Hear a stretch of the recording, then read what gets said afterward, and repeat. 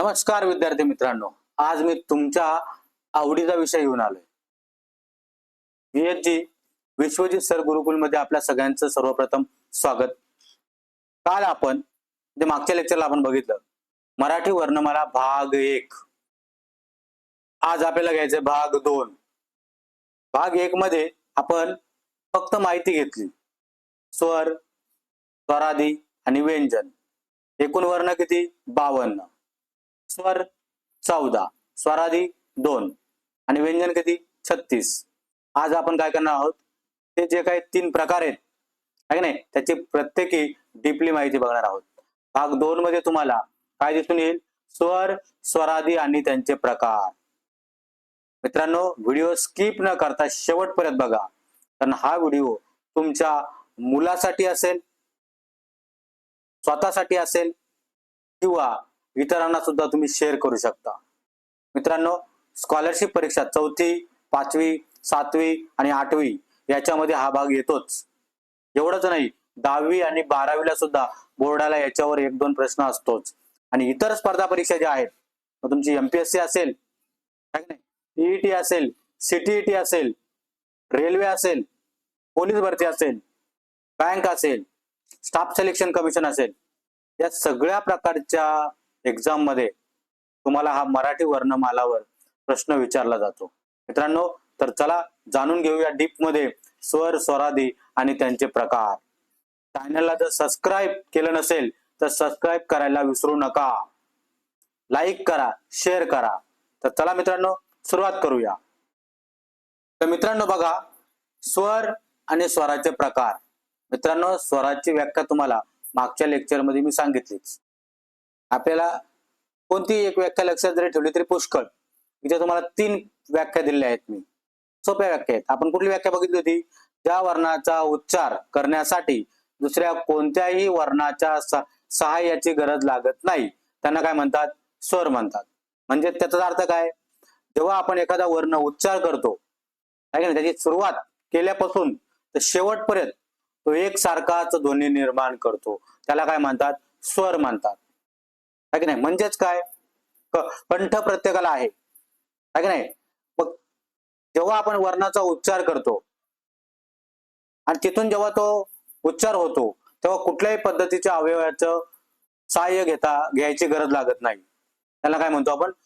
स्वर म्हणतो. म्हणजे कसं असतं, सहज निघतात ते, आहे की नाही. आपल्याला कुठल्याही प्रकारचा त्रास घ्यायची गरज नाही. जास्तीत जास्त काय म्हणजे काय, कसं तर बघा, मराठी भाषेमध्ये आपल्याला जे काही स्वर आहेत ते तुम्हाला मी सांगितलं होतं. बघा कसा निघतोय. कुठून निघाला? कंठापासून निघाला. आ, ई, ई, उ, ऊ, ऋ, लू, ए, ऍ, ऐ, ओ, अ, औ. असे एकूण किती स्वर आहेत? 14 स्वर आहेत. लक्षात आला असेल. म्हणजे या स्वरांचा उच्चार करताना किंवा हे जे वर्ण आहेत, या वर्णांचा उच्चार करताना आपल्याला कुठल्याही पद्धतीची दुसऱ्या वर्णाची गरज लागत नाही, आहे की नाही. एकच वर्ण बघा, उच्चार केला अ चाला, आ चाला, आच येतो. ई, ई, उ, ऐ. म्हणजे कुठल्याही पद्धतीचं तुम्हाला काय केलं जातं, तर कोणत्याही वर्णाचा सहाय्य घ्यावा लागत नाही. चला मित्रांनो, बघूया आपण आता स्वराचे प्रकार. मित्रांनो बघा, स्वराचे 3 प्रकार. स्वरांचे किती प्रकार पडतात? 3 प्रकार पडतात, आहे की नाही. मग ते कोणते कोणते आहेत? त्याचं वर्गीकरण केलेलं आहे. कुठलं वर्गीकरण केलंय बघा? स्वरूपानुसार 3 प्रकार पडतात. स्वरूपानुसार 3 प्रकार पडतात. ऱ्हस्व स्वर, दीर्घ स्वर, संयुक्त स्वर. हे पण आपण सगळं डीप मध्ये बघणार आहोत, आहे की नाही. त्याच्यात उच्चारानुसार 2 प्रकार आहेत. सजातीय स्वर कोणते, विजातीय स्वर कोणते, तुम्हाला परीक्षेला विचारले जातात. टिंब हे पुढील पैकी सजातीय स्वर आहेत. तुम्हाला सजातीय स्वर दिले जातात, आहे का, त्याच्यामध्ये ओळखायचे असतात.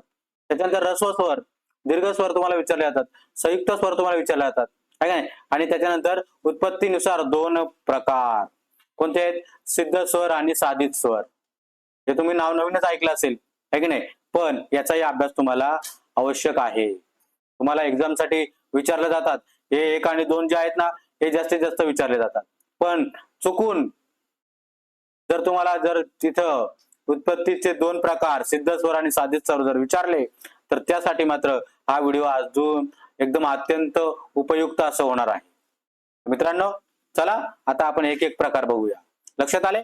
स्वरूपानुसार किती प्रकार आहेत? 3 प्रकार. ऱ्हस्व स्वर, दीर्घ स्वर आणि संयुक्त स्वर. उच्चारानुसार किती प्रकार आहेत? 2 प्रकार, सजातीय आणि विजातीय स्वर. है का नाही? आणि उत्पत्तीनुसार 2 प्रकार आहेत. ते कुठले? सिद्ध स्वर आणि साधित स्वर. तर चला सुरुवात करूया. आपण सुरुवातीला बघूया स्वरूपानुसार 3 प्रकार. स्वरांचे स्वरूपानुसार 3 प्रकार. तुम्हाला बोललो आता ते आपल्याला बघायचे आहे की नाही? ऱ्हस्व स्वर, दीर्घ स्वर आणि संयुक्त स्वर. सोपं एकदम. फक्त पाठ करायचे. लक्षात ठेव. व्याख्या लक्षात राहील ना का तुम्हाला स्वर पण लक्षात येतील. ऱ्हस्व स्वर म्हणजे काय? ज्या स्वरांचा उच्चार करण्यासाठी कमीत कमी वेळ लागतो त्यांना काय म्हणतात? ऱ्हस्व स्वर. सहज ई, रू, उ, लू. बघा सहज उच्चार होतो आहे का नाही? हे उदाहरण आहे. तुम्हाला विचारलं तर परीक्षेला यांच्यापैकी एखादा स्वर दिला जातो आणि वरील पैकी हे ऱ्हस्व स्वर आहे असं विचारलं तर स्कॉलरशिप मध्ये असेल, 10वी 12वी असेल किंवा आपल्या इतर स्पर्धा परीक्षा असतील. सोपं आहे की नाही? ऱ्हस्व स्वर. दुसरा आहे काय? दीर्घ स्वर. दीर्घ स्वरासाठी काय? तीच व्याख्या पण थोडंसं काय इथं केलंय बघा चेंजेस. ज्या स्वरांचा उच्चार करण्यासाठी जास्त वेळ लागतो. जास्त वेळ घेतो. आ, ई, उ, ए, ऐ, ओ, औ. लागला की नाही वेळ? मगाशी आपण कसं बोललं? ई, रू, उ, लू. नाही ऱ्हस्व स्वर. इथे काय आला? कमी वेळ लागला होता. परंतु आता आपल्याला काय केलं आहे? जास्त वेळ लागलेला आहे. त्यांना काय म्हणतात? दीर्घ स्वर. आणि तिसरा प्रकार आहे संयुक्त स्वर. संयुक्त स्वर म्हणजे काय? जेव्हा 2 स्वर मिळून नवीन स्वर तयार होतो आहे की नाही? 2 स्वर मिळून एक स्वर तयार होतो. ठीक आहे? तर त्याचे 4 स्वर आहेत. कुठले बघा? ए, ए, आणि ई. 2 स्वर मिळाले, ए तयार झाला. ऐ, ऐ, आय, आ आणि ई. ओ, आणि उ. त्यानंतर औ, औ, आ, उ. असे 2 स्वर तिथे तयार झालेले आहेत. म्हणजे लक्षात आलं असेल मित्रांनो तुम्हाला स्वरूपानुसार जे काही 3 प्रकार आहेत ते आता परत लगेच लक्षात राहायला पाहिजे. लिहायचं असेल तुम्हाला तर व्हिडिओ तुम्ही काय करू शकता? पॉज करू शकता आणि लिहू शकता. बघा परत एकदा सांगतो.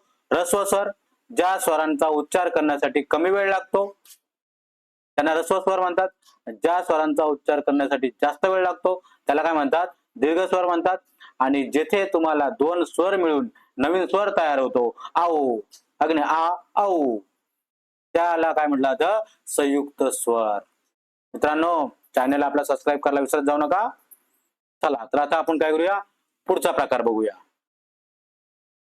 स्वरांचे उच्चारानुसार एकूण 2 प्रकार. दुसरा प्रकार बघतो ना आपण. स्वरांचे उच्चारानुसार 2 प्रकार. कुठले 2 प्रकार पडतात? तर बघा पहिले आहे तुम्हाला सजातीय स्वर आणि दुसरा काय आहे? विजातीय स्वर. खूप सोपं आहे. सजातीय म्हणजे काय ना विजातीय म्हणजे काय? विज्ञान मध्ये कुठेतरी शब्द ऐकला असेल ना? सजातीय विद्युत प्रवाह आहे की नाही? विजातीय विद्युत प्रवाह. तसं तिथं मराठीमध्ये तो शब्द आलाय. प्रत्येक विषय कुठे ना कुठेतरी काही ना काहीतरी संबंध येत असतो. सजातीय स्वर म्हणजे काय बघा? एकाच उच्चार स्थानातून जाणाऱ्या स्वरांना सजातीय स्वर असं म्हणतात. एकाच उच्चार आ, उ, ओ, औ, ई, ए, आय. काय झालं? सजातीय. सारखे दिसतात ना तुम्हाला? म्हणजे एकाच स्थानातून एकाच उच्चार स्थानातून जाणाऱ्या स्वरांना काय म्हणतात? सजातीय स्वर असं म्हणतात. विजातीय म्हणजे काय? जरा वेगळे. म्हणजे वेगळे म्हणजे कसं आहे? बघा भिन्न उच्चार स्थानातून उच्चारल्या जाणाऱ्या स्वरांना विजातीय स्वर म्हणतात. म्हणजे कसं? भिन्न उच्चार स्थान म्हणजे कसं? ई आहे का काही संबंध? ई, उ, ए, ओ, रू. अशा पद्धतीचे जर समजा तुम्हाला स्वर आले तर समजायचे विजातीय स्वर आहेत. काय सजातीय तर सोपे आहेत. आ, ई, उ, सारखेच तुम्हाला दिसायला पण सारखेच असतात. काय नाही? ऱ्हस्व दीर्घ अशा पद्धतीचं. आणि ते काय केलंय? सजातीय स्वर असं म्हटलेलं आहे. आणि दुसरं विजातीय म्हणजे काय? दोन्ही वेगळे, अ ई उ ए ओ रू अशा पद्धतीने. चला स्वरांचा आता तिसरा प्रकार बघूया आपण. तिसरा प्रकार आहे उत्पत्तीनुसार स्वरांचे दोन प्रकार, आहे की नाही. आता उत्पत्तीनुसार कुठले तुम्हाला मगाशी बोललो मी, सिद्ध स्वर आणि साधित स्वर. महत्वाचं आहे, एमपीएससी साठी तर खूपच महत्वाचं आहे की नाही. पोलीस भरतीसाठी पण खूप महत्वाचं आहे. कधी कधी आपल्या हे वाचनात आलेलं नसतंय म्हणून आपण विसरून जातो, लक्षात देत नाही, पण खूप महत्वाचं आहे, सोपं आहे. सिद्ध स्वर म्हणजे काय? जे स्वर स्वतंत्र आहेत, स्वयंभू आहेत, मूळ स्वर आहेत, म्हणजे त्यांची उत्पत्ती इतर स्वरापासून झालेली नाही. कसं? अ ई उ रू, लू ऍ हे स्वर बघा, यांना काय म्हटलं जातं? सिद्ध स्वर असं म्हटलं जातं. आणि त्यानंतर साधित स्वर म्हणजे काय? तर साधित स्वर म्हणजे काय? मूळ स्वरांपासून बनलेल्या स्वरांना साधित स्वर म्हणतात. मूळ स्वर अ पासून काय बनला? आ. ई आहे का नाही. ई पासून काय बनला? रस्व ई आहे, तर दीर्घ कसा म्हणला? ई. उ पासून काय म्हणला? उ, दुसरा उ आहे की नाही. आ हे काय झालं? साधित स्वर, त्यात दीर्घ बोलतो आपण, ते दीर्घ आहेत ते. आणि संयुक्त स्वर जे आहेत ना ते साधित स्वर मध्ये येतात. तर साधित स्वर जर लक्षात ठेवायचा असेल तर साधित स्वर मध्ये तुम्हाला दीर्घ आणि संयुक्त स्वर, मूळ स्वरापासून बनलेला. संयुक्त तुम्हाला माहितच आहे, दोन स्वरांचा मिळून एक स्वर, आहे की नाही. दीर्घ स्वर म्हणजे काय? का त्याला आपल्याला सुरुवातीला काय केला जातोय? मूळ स्वराची साथ घ्यावी लागते, तेव्हा त्याला काय म्हणतात? दीर्घ स्वर म्हणतात. आणि हे ऱ्हस्व स्वर जे आहेत, हे ऱ्हस्व स्वर सगळे कशामध्ये येतात? सिद्ध स्वर मध्ये येतात. मित्रांनो लक्षात आलं असेल तुम्हाला स्वरांचे तीन प्रकार, आहे की नाही. तर हे स्वरांचे तीन प्रकार पक्के लक्षात ठेवायचे, विसरायचं नाही. आठवत नसेल तर परत व्हिडिओ थोडासा मागे घ्यायचा आणि परत बघायचं, लिहून घ्यायचं. चला आता मित्रांनो पुढचा भाग बघूया आपण, स्वरादी. मित्रांनो स्वरादी दुसरा भाग कुठला आहे आपला? स्वर नंतर स्वरादी. खूप महत्वाचा भाग आहे. स्वरादी दोनच आहेत, तुम्हाला माहितच आहेत, मागच्या वेळेस मी सांगितलं आहे की नाही. ज्याचा वर्णाचा उच्चार करण्यासाठी स्वर येतो त्यांना काय म्हणतात? स्वरादी. स्वर अधिक आदी म्हणजे काय? स्वरादी. दोनच स्वर, कुठलं? अम आणि आहा.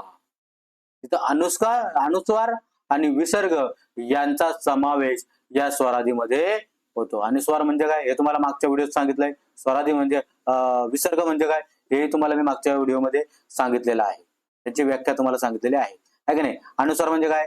त्या अक्षरावर टिंबा आला. आणि विसर्ग म्हणजे काय? त्या अक्षराच्या पुढे दोन टिंबे आले, तिथं ह चा आपल्याला काय होतो? उच्चार होतो. मित्रांनो या स्वरादीवर तुम्हाला एक प्रश्न गुपचूप विचारला जातो का, तो आपल्याला माहिती पाहिजे. हे स्वरादी व्याकरणामध्ये आणलं कोणी, आहे की नाही. हे बघा इथं दिलंय तुम्हाला, स्वरादी हे सुप्रसिद्ध मराठी व्याकरणकार मोरो केशव दामले यांनी 1911 मध्ये शास्त्रीय मराठी व्याकरणामध्ये त्यांनी स्वरादीचा समावेश केला. तुम्हाला 1 मार्कासाठी हा प्रश्न जनरल नॉलेज साठी विचारला जाऊ शकतो. लक्षात ठेवायचं काय? सुप्रसिद्ध मराठी व्याकरणकार मोरो केशव दामले यांनी काय केलंय? 1911 मध्ये शास्त्रीय मराठी व्याकरणामध्ये स्वरादीचा समावेश केला गेला. नाव पक्क लक्षात ठेवायचं, मोरो केशव दामले, मो के दामले. ओके, लक्षात आलं. तर आता आपण काय बघूया? हे झालं स्वरादी झालं. स्वरादीचे प्रकार आपण बघूया. चला मित्रांनो स्वरादीचे प्रकार आपल्याला बघायचे. स्वरादीचे एकूण 3 भाग पडतात. किती भाग पडतात? 3 भाग. मित्रांनो आपल्या चॅनलला सबस्क्राईब केलं नसेल तर करून घ्या. भरपूर आपल्याला पुढे व्याकरणाचे सर्व विषयांचे भरपूर व्हिडिओ तुम्हाला मिळणार आहेत, है की नाही. स्वरादीचे एकूण किती भाग पडतात? भाग किती पडतात? 3 भाग पडतात. अनुस्वार, अनुनासिके आणि विसर्ग, है की नाही.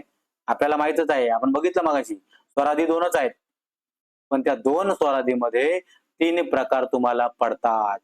बघूया, चला सुरुवात करूया आपण. सुरुवातीला बघूया आता आपण अनुस्वार नाही अनुस्वाराचा अर्थ आपण आता तुम्हाला मी सांगणार आहे. काय अनुस्वार म्हणजे? टिंब आहे म्हणजे अनुस्वार.